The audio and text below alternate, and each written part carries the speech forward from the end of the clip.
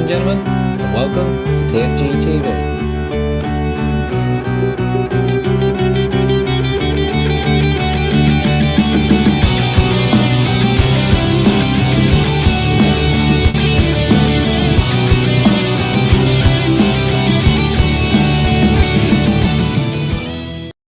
Coming up on this episode, we take a look at some of the news that's been happening in the past month. We get your views and comments on them on our hot topic section. Catch report, we have a look at what you guys have been up to on the bank and what you've been having, and we crown our first monthly winner. Neil Powell's down on one of his local lakes, catching a few half-fighting mirror carp at our spotlight on you section. Question time, we answer a few of your questions and I take one of them out on the bank. And I'll take a long journey down to the River Kennet in search of perch. All this to come on Total Fishing Gear TV.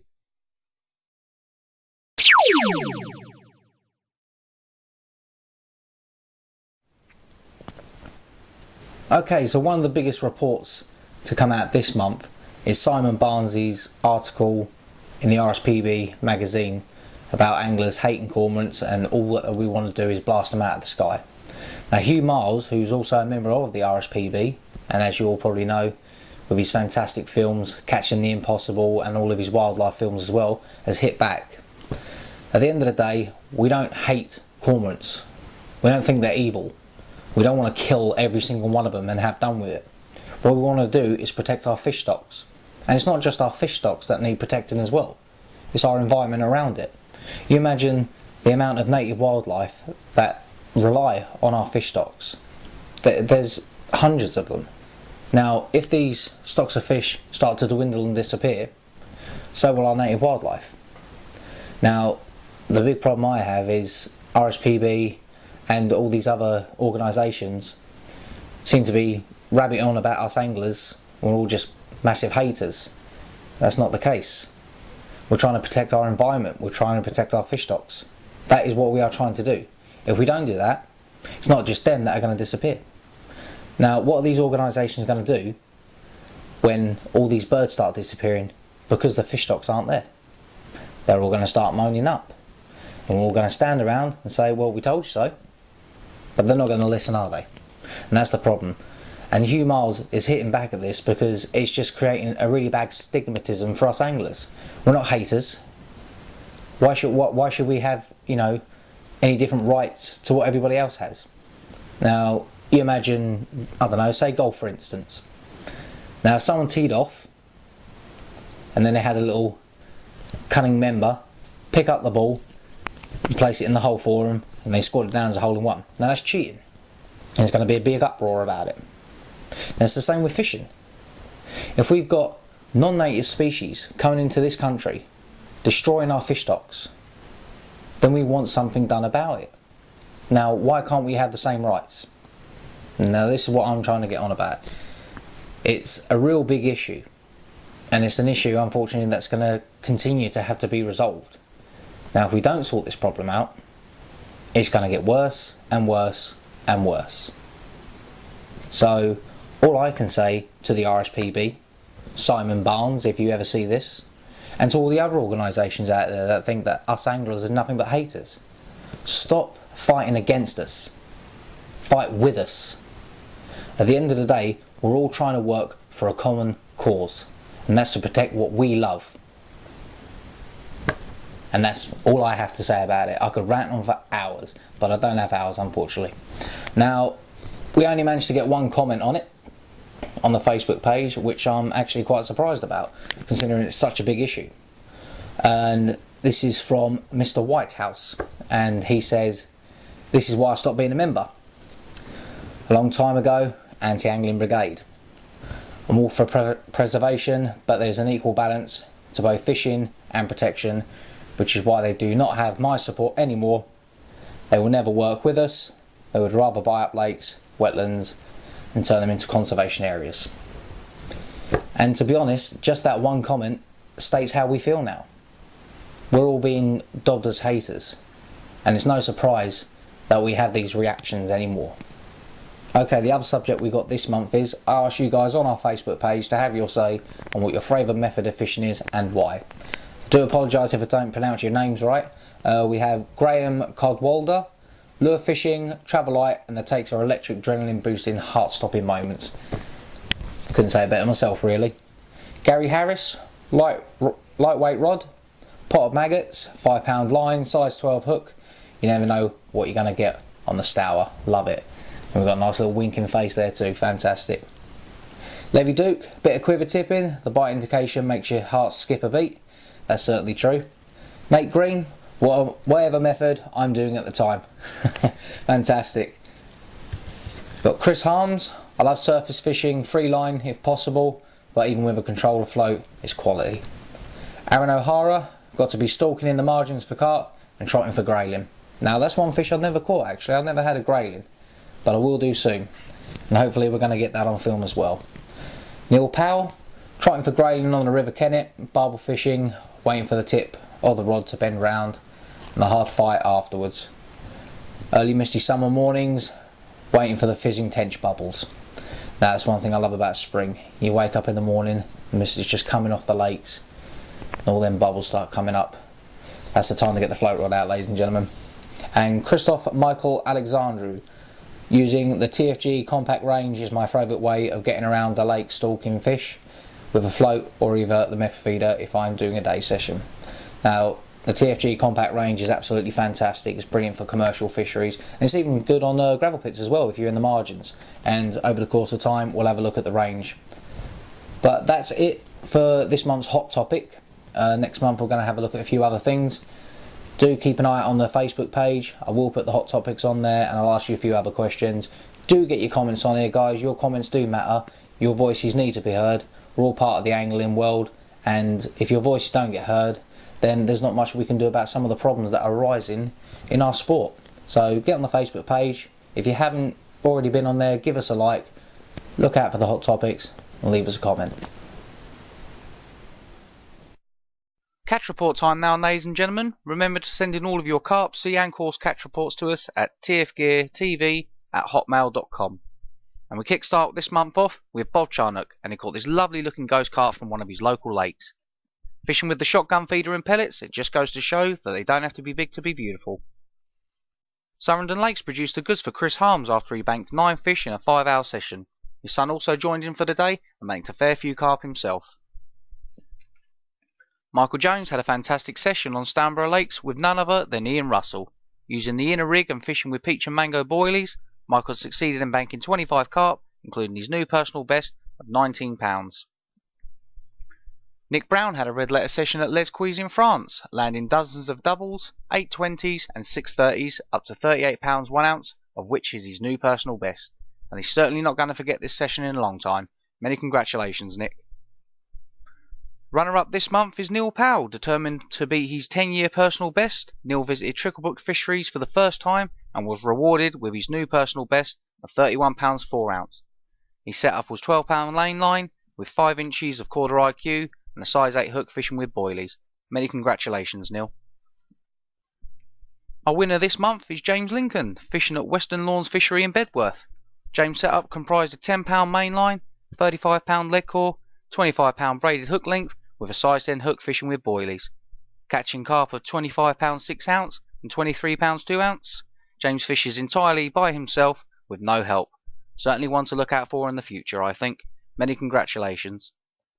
And that's it for this month's catch report, ladies and gentlemen. Do remember to send in all of your carp, sea and coarse catch reports to us at TFGearTV@hotmail.com. We've got loads of fantastic prizes for you, and as always, our runner-up and winners each month will be entered into the draw for the year's TFG TV Specimen Cup Awards.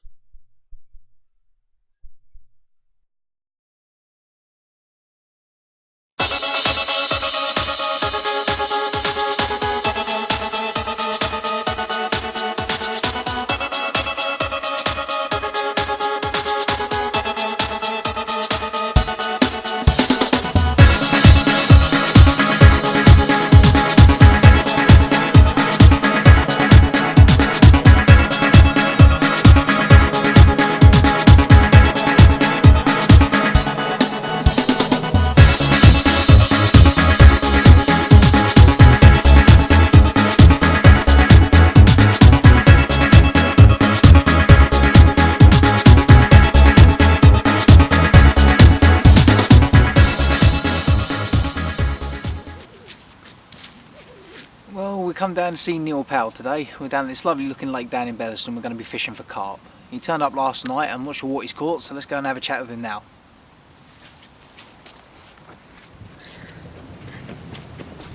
Oh, you alright, Neil? Yeah, not too bad, mate. Well, thanks for coming on the programme, mate. That's right, pleasure. So, where are we at? We're at Lovelace today. Lovelace in Beverston, yeah. Beverston, and we're carp fishing. Yep, for little Vera's little Simo's mirror carp. Okay. When it's a good run for water. You was here last night? Yeah, had a few fish last night, a few little ones. Had 7 last night, reeled in because of the rain, and the last fish I caught was only about 6 inches long. So I thought I ain't getting out of bed no more, so I reeled them in.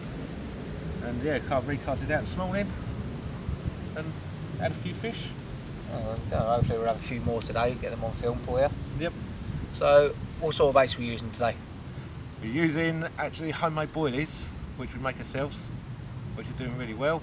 A little 14mm brown boilies. I can't tell you the recipe. Alright, secret recipe, yeah? Secret recipe, yeah, it's working well. A little bit of ninja bait fishing there, Oh, yeah? yeah. Lovely, Yeah, lovely. definitely. So, what sort of rig setup you got? Just standard knotless knot rigs? Yeah, just not rig like I do myself, with IQ2 hook length and called wide gate books, and that's it really. And quick weight clips, and main lines 12 pounds Sublime. So, it's basically your sort of standard carp setup, really, yeah? Yeah, nothing special, just standard air rigs, and that's it really. Okay, brilliant. Right, so, when did you start fishing then? Started when I was about 6, I think, 31 years ago. Cool. Started on a little 6-foot fiberglass blue rod and a pot of maggots. That's it. Used to fish the rivers, do a bit of match fishing, catch a few roach and perch and that. Yeah, the way we all started. The way we all started, yeah. Unfortunately, nowadays, so many people come into the carp scene expecting to catch 30s and 40s, but they don't go through the whole apprenticeship stage of float fishing with maggots and whatnot, which is... But no, I still prefer tench fishing with the old float rod. Yeah, definitely, yeah.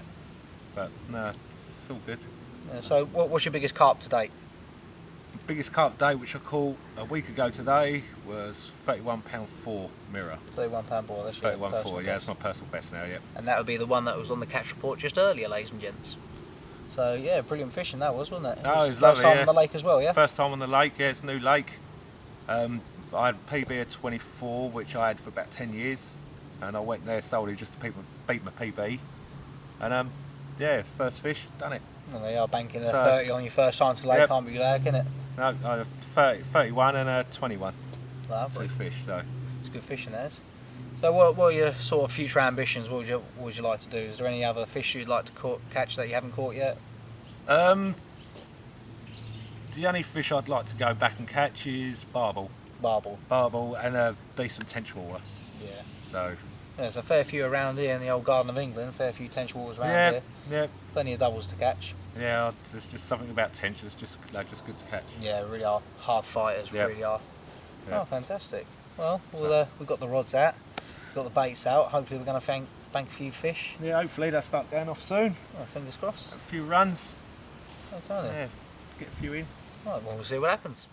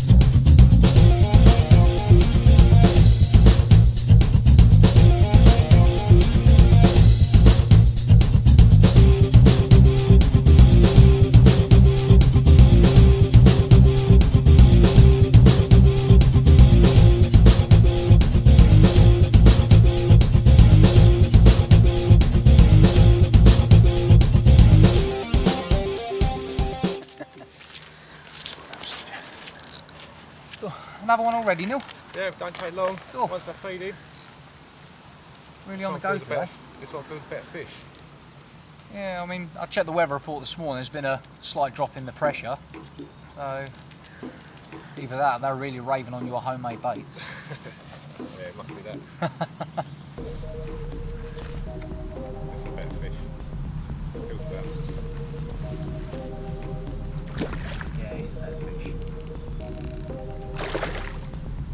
They still scrap? Yep. All the way until the end.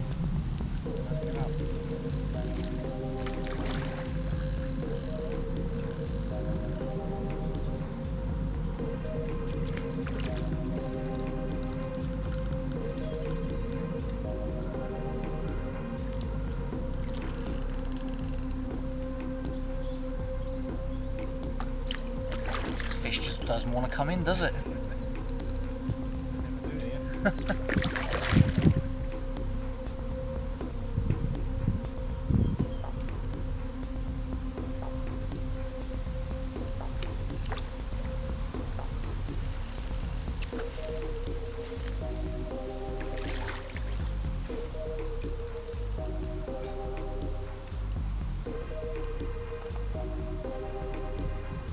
Absolute brutes.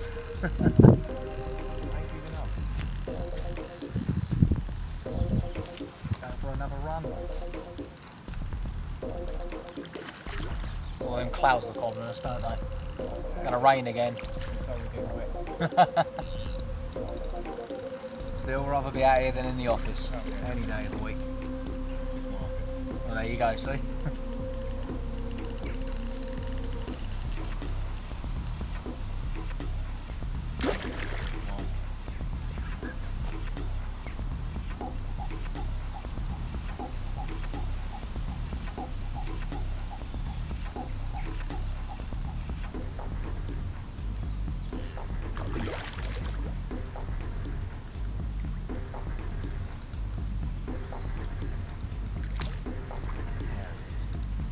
Gulper there.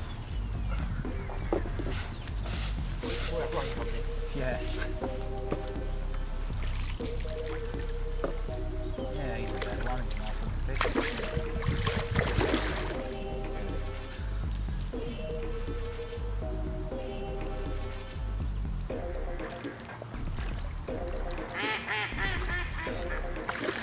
I think they're laughing at you.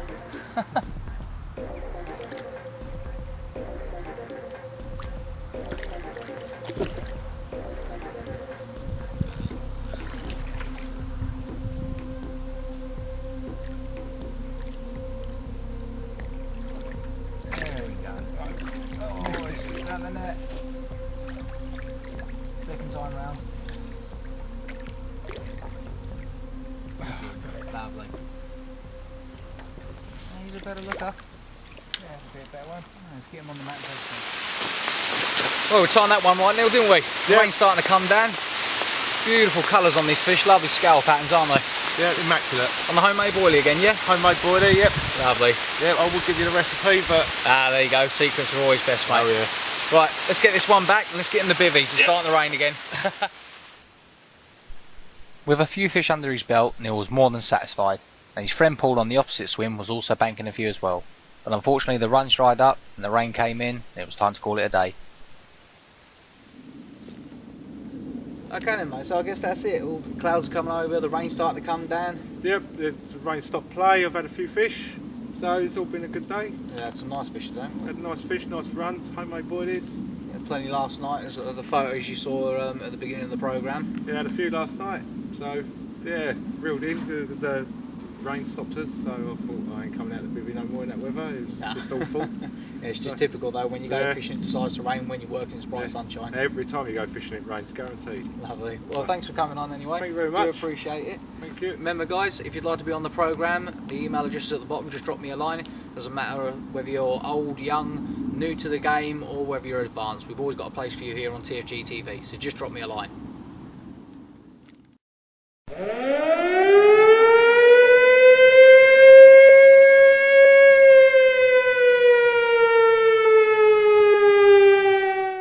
Sucks. Question time, ladies and gentlemen. We've got a couple to have a look at. Got one from Bob Bobster. Now he wants to know a little bit more about catfishing. He's never had one before. Now we've just come out of the catfishing season. My season normally starts between the end of March and finishes at the beginning of October. Now catfishing can be nice and simple. Me personally, I like to use a 3 pound test curve progressive action rod. It's nice and soft and it absorbs the lungies. Any size reel will do, but it needs to be strong enough to handle these big brute fish because they will pull hard. And 15 to 20 pound mainline is normally perfect. Rig wise, just a standard lead setup, running or fixed depending on what the rules state on the lake. Nice hair rig, big hook, and you need strong braid. I would suggest anywhere between 50 to 100 pound braid, simply because the so-called teeth in the catfish's mouth, which is like Velcro, they're very abrasive and they will go through monofilament like that. They'll just break it. Just standard pellets really, nice big chunky pellets, anywhere between 20mm to 30mm. Nice spread of pellets over the top, dead maggots, that works quite well. But one of the other rigs I like to use is this, the dumbbell rig from Catfish Pro. Now this has caught me many a catfish. It's actually caught me my personal best of 42 pounds 8 ounce actually, and it's very easy to set up. All you do is you put your lead weight on your line first, free running, thread your line through this, and I like to use the Catfish Pro ready-made rigs. It's a size 2 eagle eye hook with a hair, 70 pound break and strain braid, and a really strong swivel, and then just attach that to your line. What that'll do is that'll sit there just like that. Now I like to use a big bunch of lobworms on this. There's nothing more attractive to a catfish than a load of smelly lobworms wriggling around like crazy.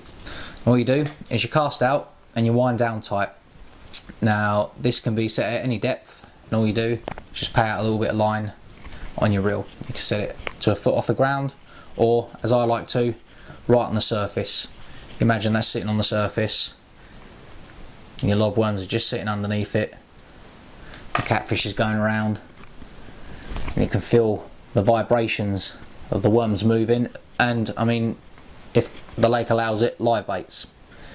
The catfish will feel that and they'll come up from underneath and gone, beep, your bite alarm's going. It's really easy, it's really simple, but remember ladies and gents, do have a look at the rules on the lakes. Some lakes don't allow barbed hooks, some lakes don't allow heavy duty catfish gear, and some lakes don't allow really stinky stuff like calamari squid or sea fish dead baits. So do check the rules. But I hope that answers your question. If you would like any more information on catfishing, go onto the Catfish Pro's website and they'll give you all the information on there. And I mean, I myself am a member. It's a fantastic club to join. Go and have a look. They've got loads of information on there, but that's for your basic information on catfishing. So on to the next question, and the next one is from Neil Powell, and he asks, are there any decent lakes in Kent where you can catch a big tench? And that's on day ticket, not clubs. Now there are plenty of clubs in Kent that hold double figure tench, but as far as I know there is only one day ticket lake in Kent that holds double figure tench, and when I say double figure, the biggest one that's come out there so far is £12 3 ounce. Now when I spoke to the chap, he said that both lakes hold a good head of £10 tench in there. It's called Marsh Side Fisheries and it's just outside Canterbury. Now they've got a fantastic scheme going on. It's day ticket, which is £10, but if you pay a £10 annual fee, you get money off your day ticket.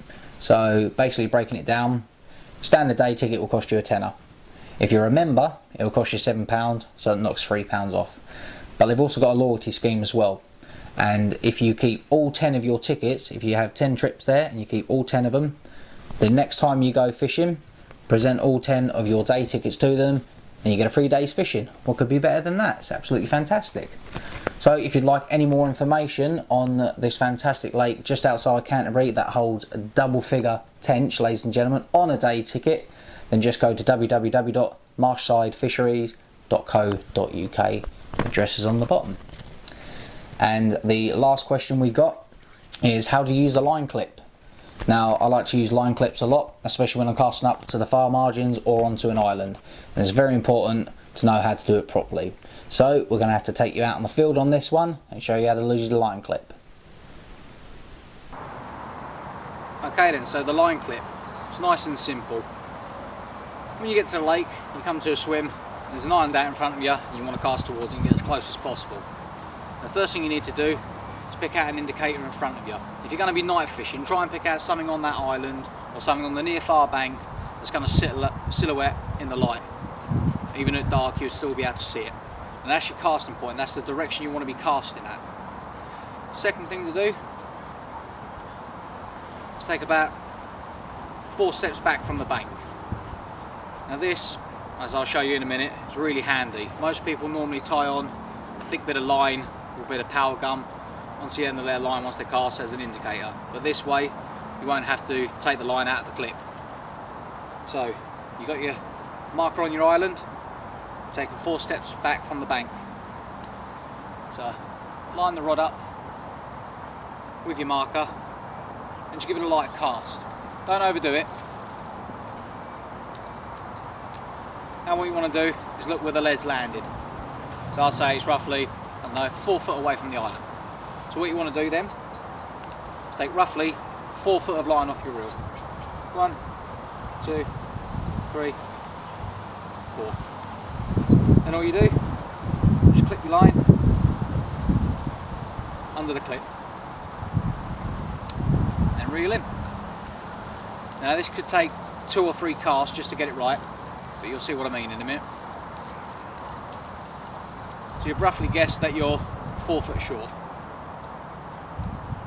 So line up with your marker again and cast out. Okay, so we're a foot short now. So just take off 1 more foot of line, reel in, and you should be ready to go. As I said, it can take 2 or 3 attempts to get it right. Now, when you cast out and the lead's flying out towards the island, what you want to do is you want to keep your rod up at 12 o'clock position. If you point your rod directly at where you're casting, you're going to snap your line, snap the clip, and it's game over.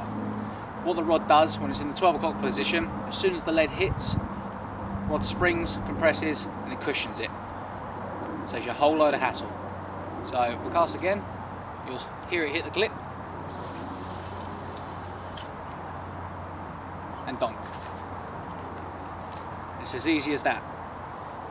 Now, the reason I've come 4 foot away from the bank is when I reel in to put my rod on the rest, 6 turns are already on the reel. What that allows you is enough time to get to your rod, strike,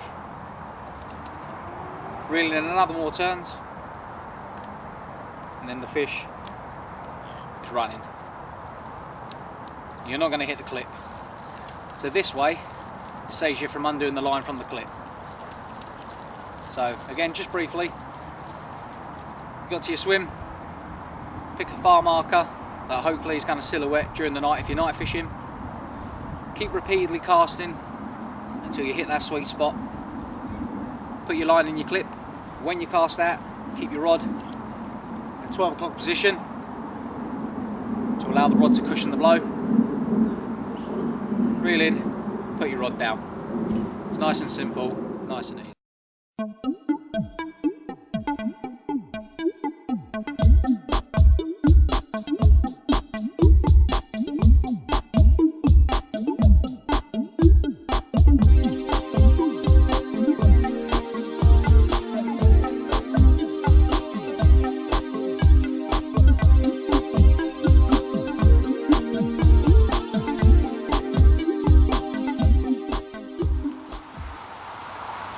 Autumn's here, ladies and gentlemen, the leaves are falling, time for perch.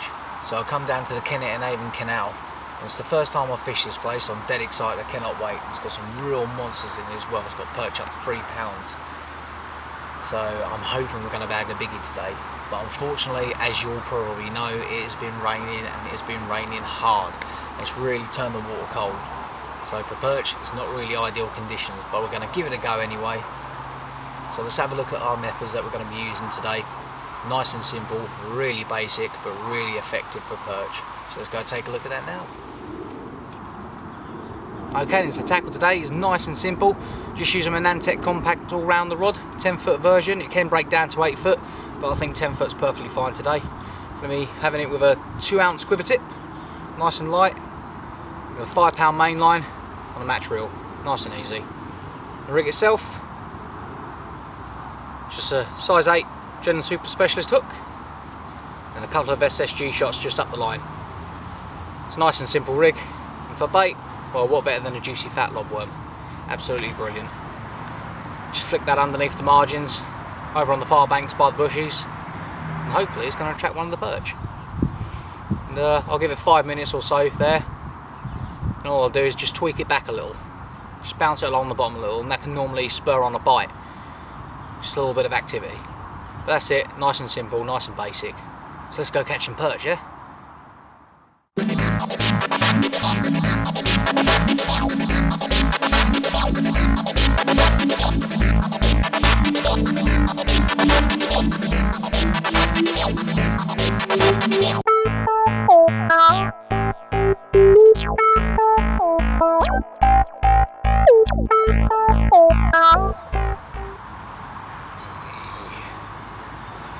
Well, there we go.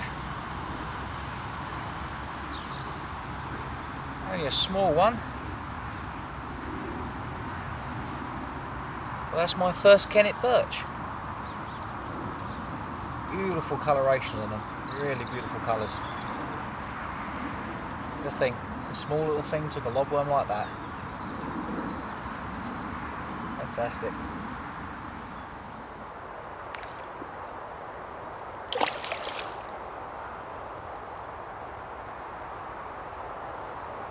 We've got a lovely little perch on. Yeah, he ain't bad.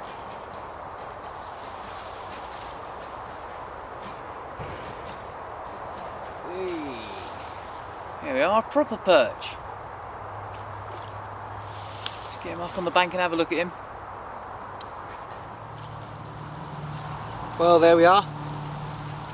Casting the first time, and the rod twitched over when he missed it. Casting the second time, the rod twitched over again and he missed it.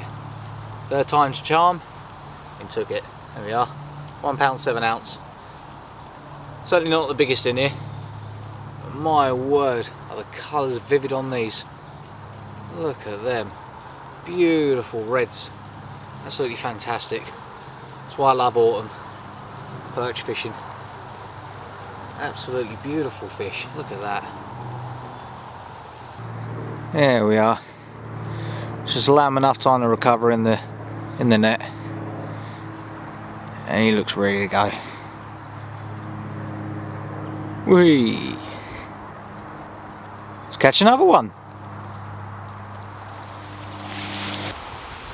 Well, it's getting on towards dusk. Getting plenty of fish this size. But unfortunately nothing bigger. I'm kind of hoping that when dusk comes along, the big ones are going to want to come out and play. But there's loads of these ones. Loads of them to this size. Plenty of them. It's good action. And to be honest, for my first trip to the Kennet, I can't complain. I'm enjoying myself. It's nice to fish a different river. But roll on dusk and roll on the big ones. Keep trying. Well, unfortunately the rain got the better of us. It really did start to get cold after a while, and none of the big perch came along. We did stay until darkness, but I didn't have any waterproofs and I was absolutely soaking after that. But never mind, that's fishing, ladies and gentlemen. We do want to show you the good with the bad. We're not all dream workers and we're not all perfectionists. We do blank and we do miss bites. There you go, it happens. But don't let that discourage you from going to the River Kennet or trying out the rig that I was using. The River Kennet's full of fantastic fish, and its canal stretches are full of big fish too. Loads of barbel, loads of chub, roach, perch, you name it, they're in there.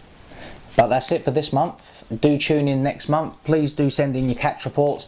Go onto our Facebook page, leave a comment on our hot topic section, send in your catch reports to me at TFGearTV@hotmail.com. And next month we're going to be going sea fishing for pouting, whiting, flatfish, dogfish, whatever comes along. We're going to be going out with our special guest Mark, and we're going to be pike fishing. We're going to be going up to Thorpley, and we're going to be trying out Cotswold Bait Creations' new bait range, which is coconut and it smells absolutely brilliant. If you're a Malibu fan, then you're going to love this stuff. And we're also faking it. No, I'm not being rude. We're going to be using fake baits to catch roach. So until the next time, ladies and gents, tight lines and best fishies.